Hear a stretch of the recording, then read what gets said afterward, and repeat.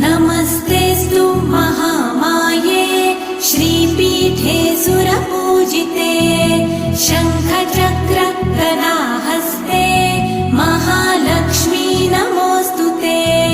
नमस्ते गरुडारूढे कोलासुरभयङ्करी सर्वपाप हरे देवी महालक्ष्मी नमोऽस्तुते। महादेव्यै च विद्महे विष्णुपत्न्यै च धीमहि तन्नो लक्ष्मी प्रचोदयात्।